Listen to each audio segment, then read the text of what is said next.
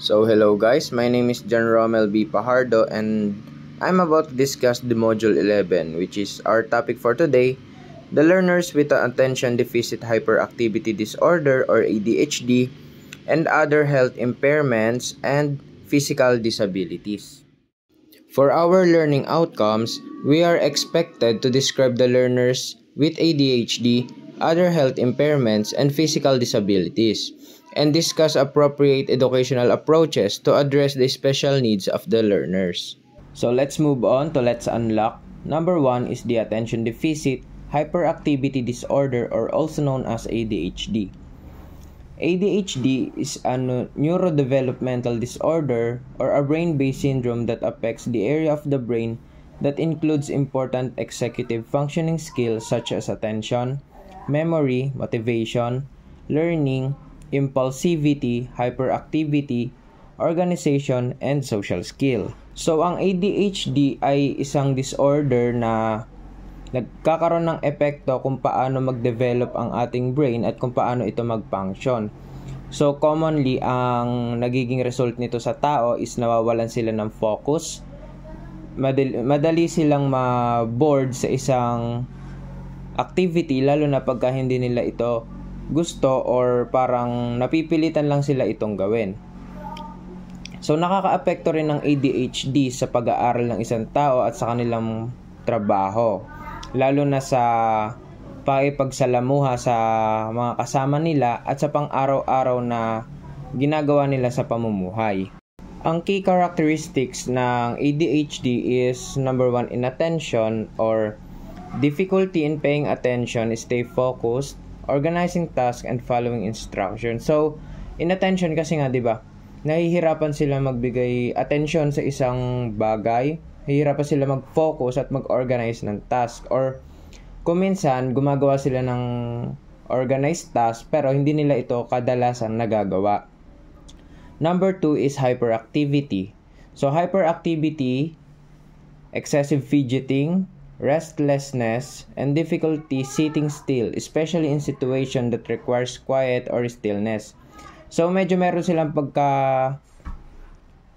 pagkamaligalig ba na pag-uugali kasi nga hyperactivity. So hindi nila gusto na lagi lang silang nasa iisang lugar at tahimik.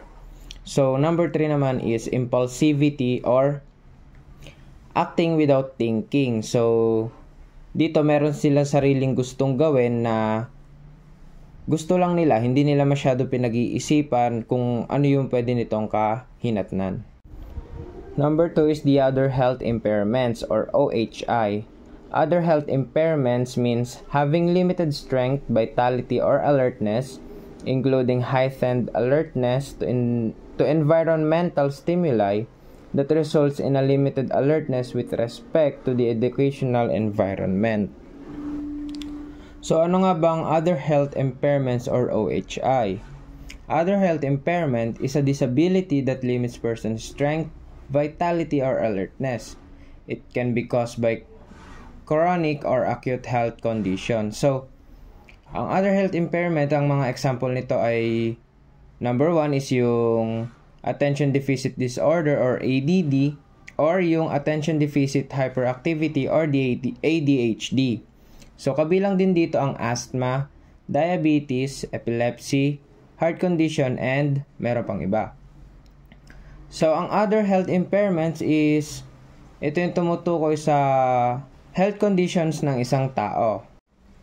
Dahil din dito, ay nagkakaroon din dito ng negative impact ang bata sa performance niya sa school. At ang mga students na merong OHI ay qualify sila para ipasok sa special education services.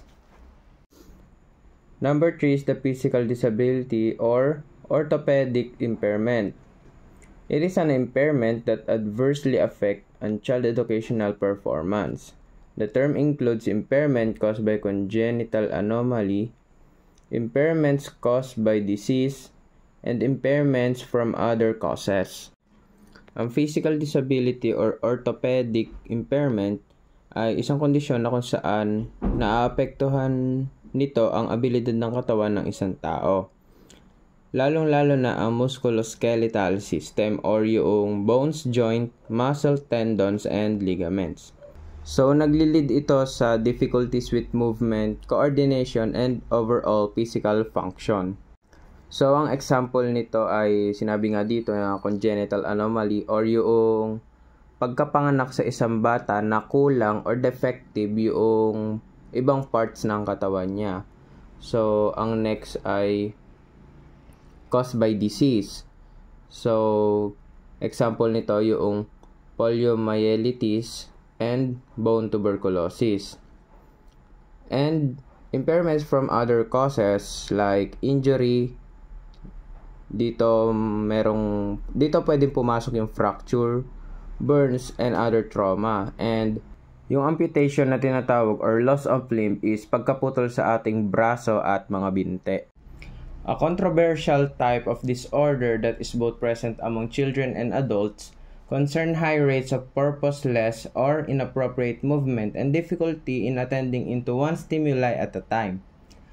A child or an adult who manifests such as hyperactivity and deficit in attention is a type of a disorder that is treated and discussed as separate category of its own, also known as attention deficit hyperactivity disorder or ADHD. So, sinasabi dito na ang ADHD ay natitreat kahit yan ay nagmamanifest sa bata or sa matanda through medication, behavioral therapy, and lifestyle adjustment. Attention Deficit Disorder Association, so ito yung world-leading non-profit organization na tumutulong sa mga adults na merong ADHD para mas mapaganda yung buhay nila. So, nagpo-provide sila ng support, resources, and connection sa mga loved ones nung adult na merong ADHD. According to ADA, noong 2024, research estimates that around 2.8% of adults around the world have ADHD. And meanwhile, the American Psychiatric Association defines ADHD as a persistent pattern of inattention and or hyperactivity impulsivity that interferes with the function and development of an individual. So, ang American Psychiatric Association, dinidefine nila ang ADHD na nakaka-interfere sa pagpapunction at pagdevelop ng isang individual.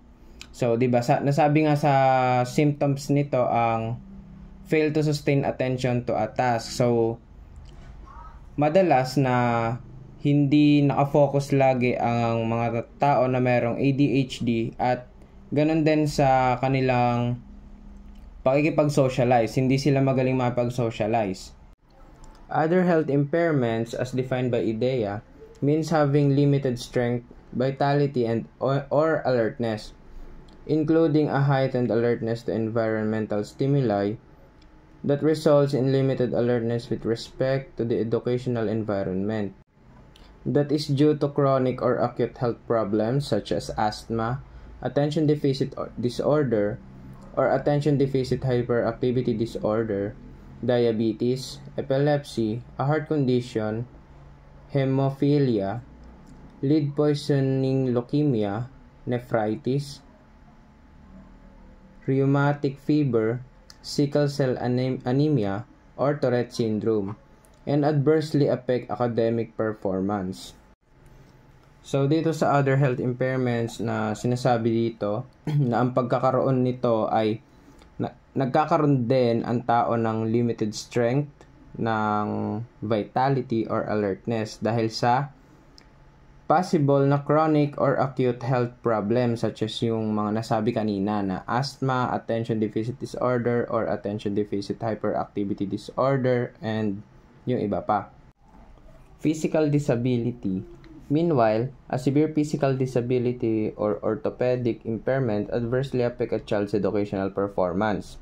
The term includes impairment caused by a congenital anomaly, impairments caused by disease, and impairment from other causes. Although IDEA defines orthopedic impairment as individuals with physical disability, an orthopedic impairment may be neuromotor orthopedic, or musculoskeletal. Neuromotor impairment involves an impairment in the central nervous system that is responsible for the body's ability to move, use, feel, and control. Meanwhile, musculoskeletal impairment or disorder is a problem on the muscle, nerves, tendon, joints, cartilage, and spinal discs, which are all important for a body's mobility.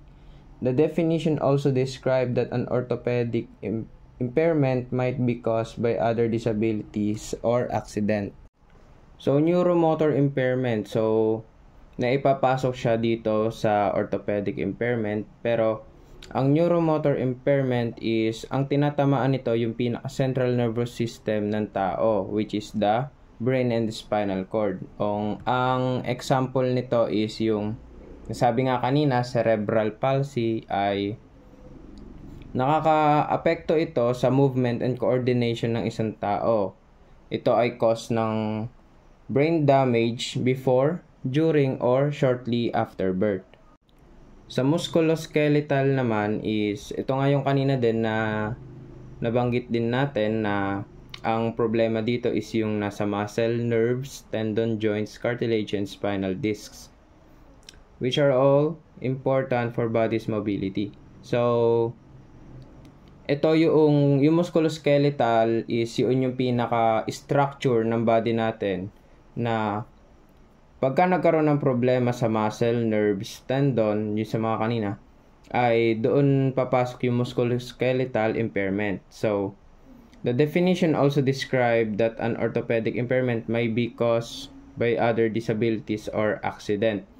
So, di ba na sabi din kanina na pumapasok din dito yung amputation na pagkaputol ng braso at binte, and fracture also yung brains na nagkakos ng contractures. And that's all for my part. Thank you.